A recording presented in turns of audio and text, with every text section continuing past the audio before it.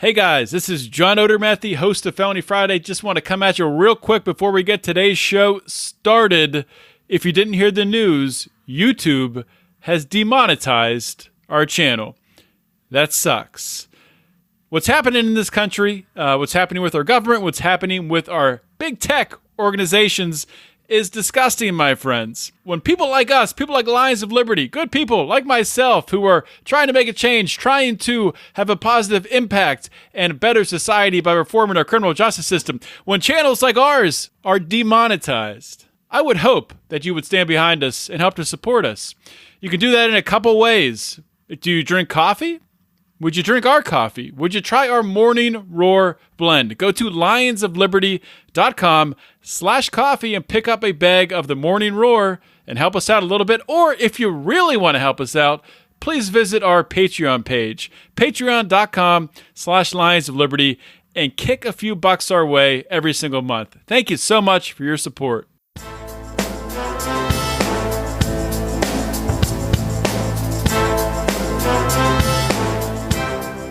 Welcome to Felony Friday, a presentation of the Lions of Liberty podcast. Here is your host, John Odermatt. Felons, friends, and freedom lovers, welcome back to Felony Friday, your favorite show that focuses on talking about the criminal justice system, looking at ways to improve the criminal justice system, and also sharing stories of injustice, shining a light on stories of injustice. On today's episode, we're going to be talking about ways, actually things that are happening right now, people who are making moves to improve the criminal justice system. And to do this by making it so people, instead of, when they're arrested on the street, maybe they have an addiction problem, something like that, instead of getting thrown in jail, locked in a cage, they are steered towards a helping hand and someone that can actually help them with their addiction crisis.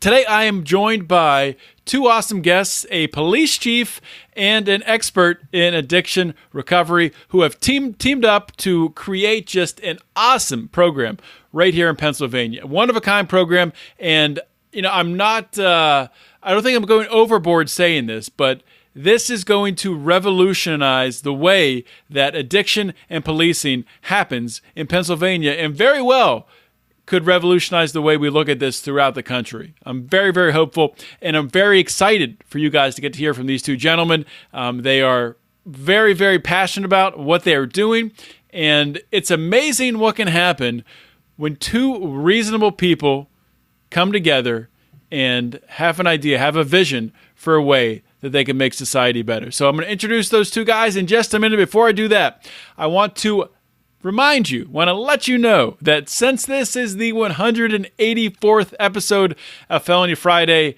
that means the show notes page can be found at lionsofliberty.com/FF184. So go there for the show notes page. This is your first time listening to the show, please consider subscribing wherever you're listening to this podcast, be it Apple Podcasts, Stitcher, Overcast. There's so many podcast apps out there. Just click that little subscribe button on your magical listening device in your pocket that some people refer to as a cell phone. I like to refer to it as my podcast listening device. Click subscribe. Please give us a little 5-star rating and leave a nice little review if you like what you hear. And you can also mosey on over to our website, lionsofliberty.com. You can drop me an email, felonyfriday@lionsofliberty.com, and let me know what you think. Let's stop beating around the bush, guys. Let's get started with today's episode. On today's episode of Felony Friday, we're going to be talking about a very unique and important program right here in Pennsylvania, the state where I'm located. This is the other side of the state. I'm in Pittsburgh. This is over in Elizabethtown, Borough. We're going to be talking about a program called SecondChancePA. It's a pre-arrest diversion program for addicts, and it's the Elizabethtown Borough and Northwest Regional Police Departments who have joined up with Blueprints for Addiction Recovery, and they're establishing resources that favor rehabilitation over incarceration, hope over helplessness, life over death. And today I'm joined by Blueprints for Addiction Recovery's CEO, Christopher Dreisbach. Say hello, Christopher. Hey, everybody, felons and not. and Elizabethtown Police Chief Edward M. Cunningham. Hi, John. Just call me Ed. Just call you Ed? Yes. Okay. I'm glad we got that out of the way. I was going to be calling you Chief Cunningham the entire show. So, Chris has been on the show before. I think it was 50 episodes ago, episode 134 of Felony Friday. So, we don't need to hear Chris's whole backstory. He went into that in that episode. We don't need to rehash that. I want to focus on this program because it's so unique, and I think from what you guys are doing and really implementing in your local community, I think I want to just shine a light on that. So, Chris, but if you could just tell us a little bit quickly for people that haven't heard that episode, just a little bit about Blueprints for Addiction Recovery and why you're so passionate about helping people who suffer from addiction. So Blueprints for Addiction Recovery is a state licensed drug and alcohol treatment project. We operate out of 5 separate locations here in South Central Pennsylvania. I'm personally very passionate about this criminal justice work with Chief Cunningham and the other police in this area because I myself was arrested and an MA felon. I spent nearly 700 days of my life in jail for drug-related offenses and things related to my addiction, and really, really love working with progressive people like Ed to help other people avoid the struggles that I had to go through. Thank you for sharing that, Christopher. And Ed, if you could just tell us, what attracted you to a career in law enforcement, and what's your career progression been? Have you been in Elizabethtown the whole time? Have you moved around a little bit? No, I am a third generation police officer. My dad and grandfather were both police officers. And I got my start. I worked a couple of small departments south of Pittsburgh part-time until I finally, in 1995, got hired full-time by the city of Pittsburgh Police. And I had a wide range of experiences working 23 years with Pittsburgh. Worked my way up. I finally, when I left Pittsburgh, my rank was lieutenant, and I saw the damage that was done by drug abuse and drug use, and I saw that we were arresting a lot of people for small amounts of drugs, and when what they really needed was help. The problem was I just didn't have the resources to do anything about it in Pittsburgh. January of last year, I got hired as the chief of police here in Elizabethtown, January of 18. And just through the progression of doing my job, I met Chris, and we came up with this really interesting idea of trying to let the police be the gateway to helping people who need help get help. In my career, I've done some work in drug work, some in crisis negotiations, some in patrol. I've had a very widely varied career, but this is one of the things that I've always been pretty passionate about, is trying to get people help who need the help. That's fantastic. So what community is south of Pittsburgh? I live south of Pittsburgh. I actually worked out in Hanover Township in Washington County, out where it's now, I guess, it was the Star Lake Amphitheater. Oh, yeah. I know so where that is. I was one of the officers that worked there. Worked real hard in the summertime and not at all in the winter. Yeah, not much going on there in the winter. That's cool. So I'm curious. So this program, you guys met each other. Was it Chris? Did you approach Ed, or how did this come about? That I'm not 1,000% sure. I think maybe my office reached out to him as the new chief of police, and we just wanted to talk a little bit about Blueprints and what we could do to help residents of Elizabethtown and really just introduce him. And little did I know that Ed was a progressive police chief that really wanted to make an impact in people's lives and change the way things are done in Pennsylvania. And he can talk a little bit more about the small meeting that turned into this awesome program. It started off as just, when I first got here, I was trying to meet as many business owners as I could. And with Chris being a business owner here in town, we got it set up through a mutual acquaintance, and just planned to have a 15-minute meeting. And we started talking, and that 15-minute meeting initially turned into about a 3-hour afternoon. And that's where we really got the ball rolling for the Second Chance program. Yeah, I do remember Chris called me. This was probably before the program started. I was, we have a mutual friend in Dale Kearns who ran for U.S. Senate. And I remember Chris talking about how excited he was about this program and just the potential of it before it even rolled out. So I know that. How long has this been implemented for? Like, what's the time? When was the kickoff date per se? The official kickoff date was January 1st of this year. We were actually doing some test cases through the end of November and into December, and got a few people connected with the service as we were trying to work out the all of the details. But the official launch was January 1st of this year. Okay. And just to give some background on how it works. So it's a pre-arrest diversion program for addicts. So what types of cases, what types of situations would this program, and feel free, I should probably say, whoever can best address the question, just jump in. You guys can both address it. I mean, this isn't directed to any one of you, but how does that work on a case-by-case basis? Go ahead, Chief. Go ahead. The things that we're looking at for pre-arrest, and pre-arrest diversion is just one portion of the overall program. Okay. And we look at with Second Chance, when we were building it, when Chris and I were building it, we took the best parts of a number of different programs from around the country to put it together for something that we thought would be unique and really address all of the problems that we saw that we were facing. And for a pre-arrest diversion, it would be something that's a small level, a small amount of possession, or a paraphernalia charge, or maybe something like, Chris and I were just talking about this earlier today, how a lot of times theft cases are really the addiction is the motivator behind a theft case. And so if we have a small theft case, that might be a candidate for the pre-arrest diversion. Basically, it's summary cases, very low-level misdemeanors. We're obviously not going to be ignoring felonies. We're not going to be ignoring anything violent. And when I'm saying felonies, I'm saying things that the criminal justice system says has to be addressed through an arrest.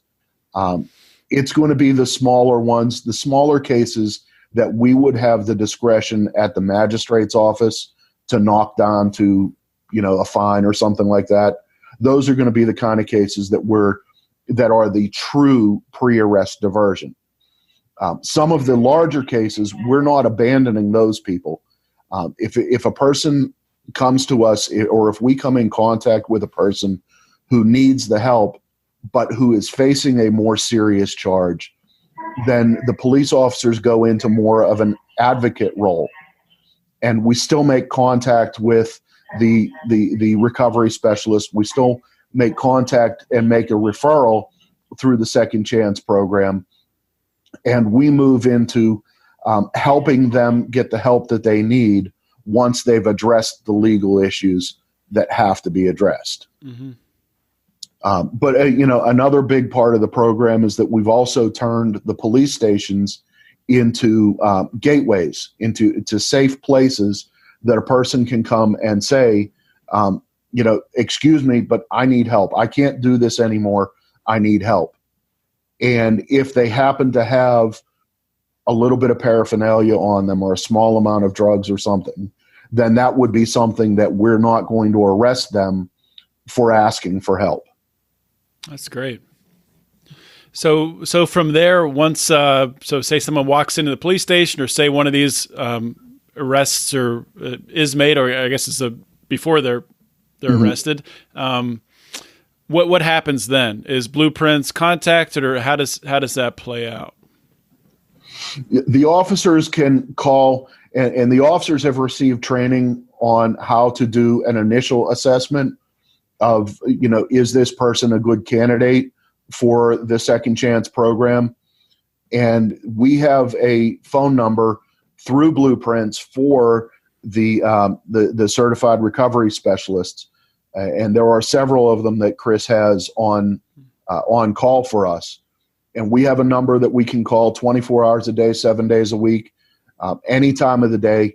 And we have a commitment through the Second Chance program that someone, a live person will answer the phone and will talk to us, and will, if it's appropriate, will come out, whatever time it is, will come out to where we need them and begin the assessment process to get this person into help immediately. And that's one of the things that makes our program unique among all the other programs in the country that we were able to find, is that we have the CRS who will come to the scene of where we are and begin immediately working to get the person help. CRS stands for? Certified Recovery Specialist. Okay. So that's somebody who is trained to meet a person where they are, a person who is pre-recovery to try to get them into recovery, and certified by our loving overlords at the Commonwealth of Pennsylvania. So, Chris, this initiative, Second Chance for PA, how's it funded? Is it a part of Blueprints? Is it a separate entity? It is entirely a separate entity from Blueprints. I obviously am the CEO of Blueprints, so Blueprints is in everything that I do. But Second Chance PA is a completely separate initiative. Up until very recently, it has been completely self-funded by Blueprints and myself personally. We are very close to attaining nonprofit status with the great overlords at the federal government. And at that point, we will then shift to an entirely different structure where we have a board that includes several notable folks, and Chief Cunningham included. And we'll then be able to begin fundraising and have it become its own self-supporting entity, and hopefully show everybody that private citizens can do a lot to help this epidemic. Excellent. So this went into effect several months ago. Can you give us any idea of what sort of impact's been made so far? Is there anything you can share? Chief, that's you. Go ahead. Okay.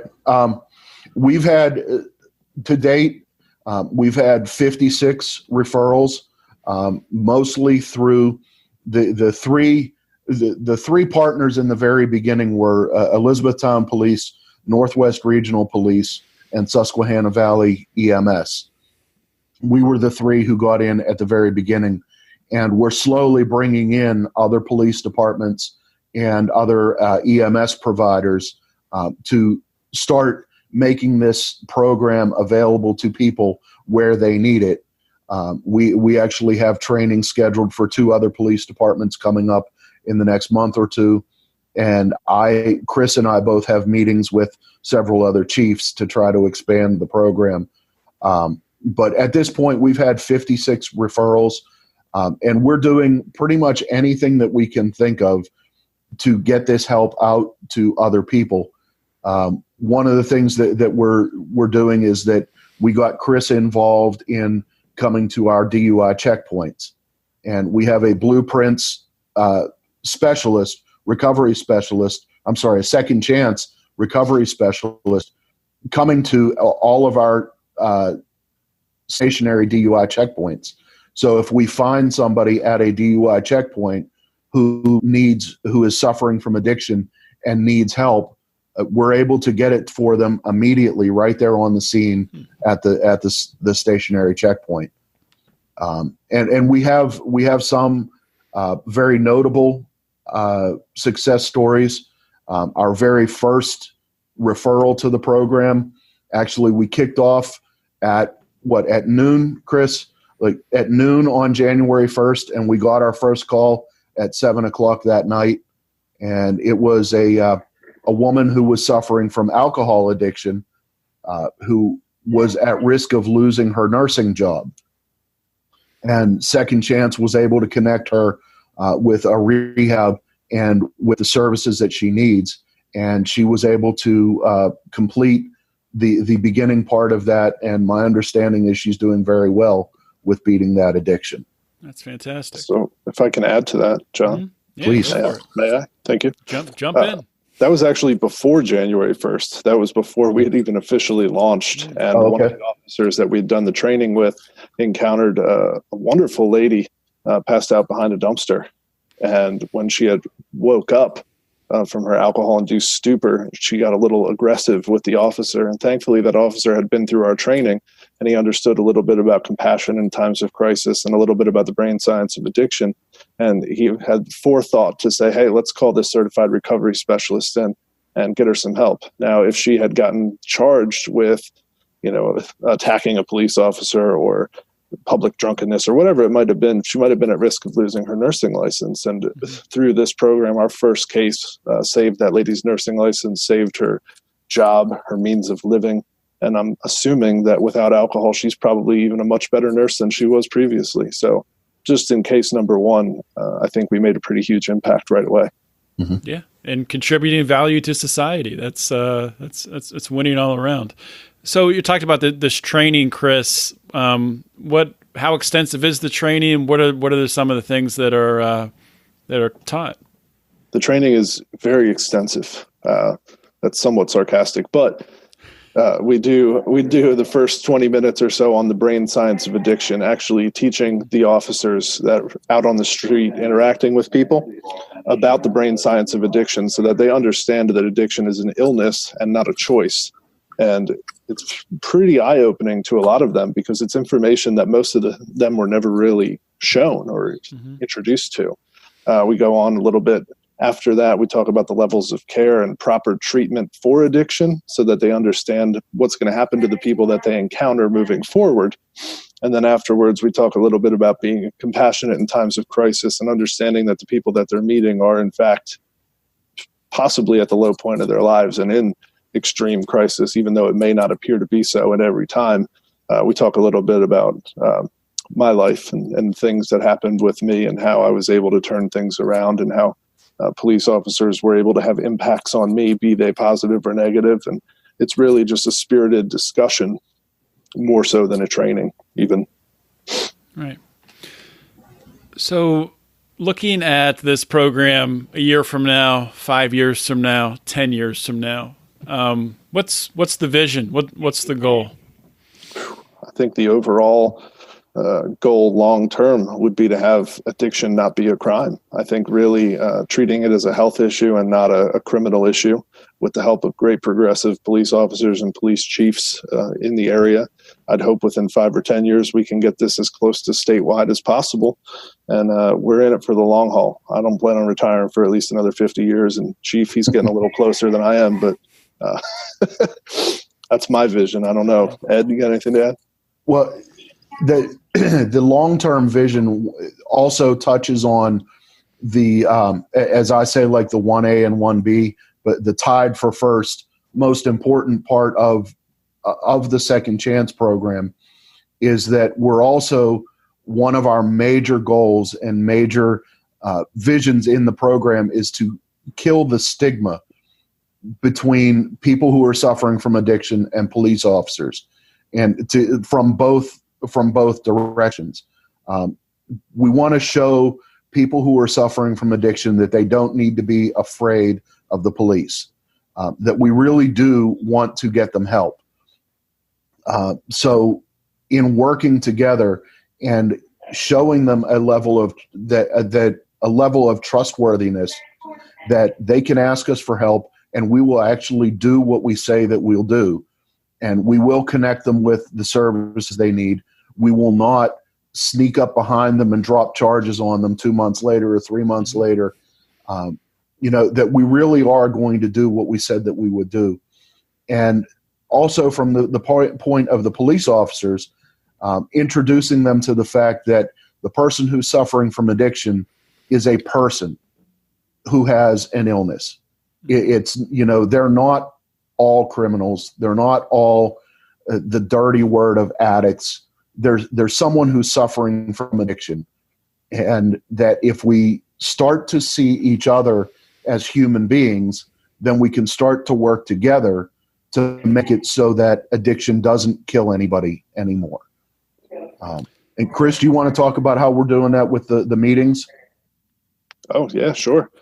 So we've actually started doing groups in our treatment centers with police officers coming in and breaking down that stigma, sitting together with a group of people suffering from substance use disorder, really just spending an hour and a half or an hour talking about issues that people have against the police, talking about the police stigma against drug addicts. And it's just been a real eye-opening experience for everybody that's been involved so far, because you see the reactions of people who are in treatment looking at a uniformed police officer in their space, and they're noticeably bothered, noticeably upset, scared. A lot of emotions happen. So then the counselor that facilitates the group actually will work through it with them and try and figure out what the root of that fear is, and try and figure out the root of all of the negative connotation that comes along with police and drug addicts. And it's a real beautiful, beautiful thing to watch. And thankfully I've been able to be a part of 3 or 4 of those as a person who used to have a strong hatred for police. I'm now sitting in a police station with a chief of police talking to you. So it's just a real beautiful stigma to get an end to, because there are police that are out here to help people who are suffering. And I love it. This is just so awesome to hear. And, a couple things are rushing through my mind. Seeing the two of you, I mean, you guys are reasonable people coming at this from different perspectives. And I'm just thinking, why isn't this happening in more communities? And that's a question too. Everyone wants to take it. But what's really holding us back from having a program like this in every state? Money. I think money has a lot to do with it. And I really think that it was 2 guys drinking a cup of coffee said, hey, and both of us said, hey, we got this really dumb idea. Why can't we make it happen? Mm-hmm. And the more we started building on it, it was the 2 of us sitting down and saying, why can't we make it happen? And, it took a little bit of courage on his part to say to his partners, hey, I want to make the police our partners in this. And, and for me to talk to police officers and say, we're going to try this new thing, and we're going to try everything that we can to make it work. And I think those are the 2 big things, is why we're not seeing it more places, is just nobody's tried it yet. Yeah. And the stigma is real as well. It is. And realistically, as a current felon, a lifelong felon, until Governor Wolf pardons me, hint, hint, if you're watching, until that point, most felons don't associate with police officers. Realistically speaking, we come from different ends of the spectrum, and to be able to bridge that gap and stand shoulder to shoulder and talk about how we can help be invested in the health of the community and how we can help do anything we can to help our community move forward. I think there's just a lot of people that haven't even thought that was possible. And that, I think, might be stopping other people from doing it as well. But I can tell you that I've met countless police officers who love this initiative and take this initiative extremely seriously. And I couldn't even be more proud to call them my friends today. That's awesome. I know there's been a couple articles written. I read them in preparation for the interview, but what type of media coverage would you say there's been? Do you think this has been covered adequately across the state, or? Well, not across the state. I mean, in South Central Pennsylvania, we've had all of our local news stations, save one, cover the beginning of the program, follow up, and then just recently, the other night, we had one follow up with a specific case and see how she was doing. And she's been sober now 5 months and doing fantastic, really just crushing life. And they've chronicled it. The newspaper did, one article here in Lancaster. So with the limited media that we have in Lancaster County, I think they've done a pretty tremendous job chronicling it. And we've also been using our social media, our getting it out in whatever social media outlets we have access to. We've been publicizing it there as well. So one last question. What about other police departments have from across the country? Has anyone reached out asking about what you're doing, maybe trying to use this model or asking about a similar model in their state? Across the country, no. As I said before, we've made contact and we're starting to slowly expand within our county. And we have some interest in York County, which is right next door. But I'm also, I know I'm going to a statewide conference next week. I'm going to be talking about the program there. And we're starting to push. I want to be careful that we don't grow too quickly and then not be able to fulfill our promise by growing too quickly. But we definitely, Chris and everybody who's working at Second Chance and supporting that from his end, they've got some great plans in place. And all we have to do is just connect with other police departments. That's a really good point. I hadn't thought of growing too quickly, but that really could happen, especially when you talk about expanding into more populated areas where you're going to have, higher quantity, more instances of cases where you need people to be able to be present and to be on the scene. So, yeah, hadn't thought about that.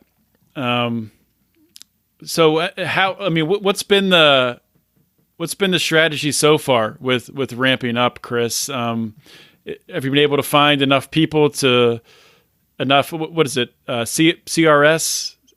Am I saying it right? Yeah, CRS certificate. I mean, we could hire CRSs for days, literally all across the state. It's a relatively new position that the state created probably 2-3 years ago. And there are an increasing number of people attaining that certification, and there aren't really all that many jobs for them. So I think that this could solve even some economic problems as well if we were to go statewide. But again, being self-funded and being soon to be funded on donations alone, it's going to take us a little bit because Philadelphia is a big old city. And I don't know if you've ever been to Pittsburgh, Chief, but that's a big old city. Yeah. Yeah.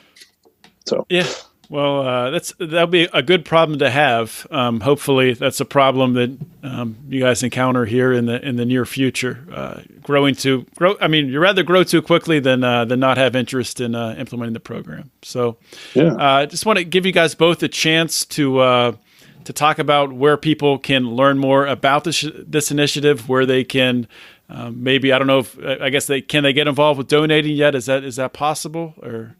So. Probably within the next 1 to 2 weeks, we should have a donate button up on our website, www.secondchancepa.com. It might become an org at some point. I don't know. We should have a donate button up then. As of right now, we are not officially allowed to accept donations. But if you want to keep your eyes peeled on the Facebook page, Second Chance PA, there will be an announcement hopefully very soon, as the IRS allows us to accept donations for this purpose. Chief, you got any other? And of course, I don't know how you can make a link available, but anybody who's looking for information is welcome to send me an email, and I'll share anything that we have. The promotional materials that we have, I have them all, and Chris does too. Have them all electronically stored, so we can email them out very quickly. And for other police departments that watch your podcast, definitely send me an email, give me a call. And I love this program. I love how it's working here. And usually, if you get me talking about it, I'll go on and on about how it came about and how we run it. And so if you have even just, another police officer who's watching this podcast, shoot me an email. I'll give you some information. You can tell the chief to call me and we'll talk chief to chief. And I think that's how we're going to make those contacts and get this to grow. And the good thing is that what we have at least from the police side, is something that any police officer can make a decision to do. There are treatment providers everywhere in the state, and if they call us, we may not be able to get to them right now because of where they are, but Chris and his team of people have contacts throughout the state and pretty much throughout the country. So if they call me, I can get them in touch with Chris and get them help right now. I think it's important to note that you don't have to be from Elizabethtown to come to the police station and get help. You could literally show up at this very location right now. If you're from Pittsburgh, if you're from Philadelphia, if you're from Scranton, if you're from Williamsport, and you're struggling and you don't know where else to turn or what else to do, come here. Come here. The officers will connect you right with the certified recovery specialist, and it's one of the most beautiful things in the world to watch a police officer help. That's awesome. Just want to thank you both for coming on the show and sharing this, but more importantly for being so instrumental in putting this program together. So the links that you talked about, Chief Cunningham, I'll make whatever contact information you give me, I'll put that on the show notes page, which I'll share, or I should say, which was shared at the beginning of this episode, and everyone heard where they could find it. So that'll be available, and for people to reach out, and also in a couple weeks here, because podcasts are up forever. So if people hear this 2 weeks from now or 3 weeks from now or a year from now, they can go find Second Chance PA and donate there. So Thank you guys both again for coming on the show and for fighting to change this problem with addiction, to solve it. Thanks, John. Well, thank you. Hope you guys enjoyed that conversation as much as I did. That conversation that I just had and you just heard with Christopher Dreisbach, the CEO of Blueprints for Addiction Recovery, and Elizabethtown Police Chief Edward M. Cunningham. Two guys that are, they're making a huge difference right now in their local communities in Pennsylvania, and I would not be surprised if we're talking about them a couple years from now as two leaders who have really paved a path forward for the way we look at addiction and policing in this country, and a way to break down stigmas. So addicts are looking at police in a different light, in a better light, in a way where police are actually here to help. They're not here to ruin your life.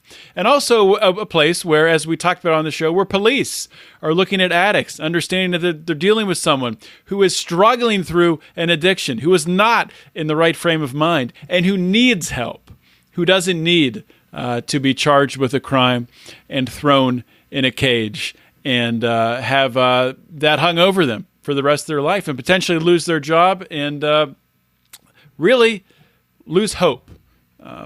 Chris, or they talk about on the website, on the SecondChancePA website, they talk about getting rid of hopelessness and replacing it with helpfulness.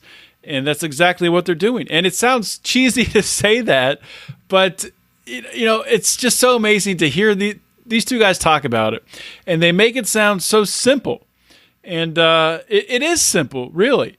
But the hard part is, as they talked about, is convincing, because there's stigmas on both sides.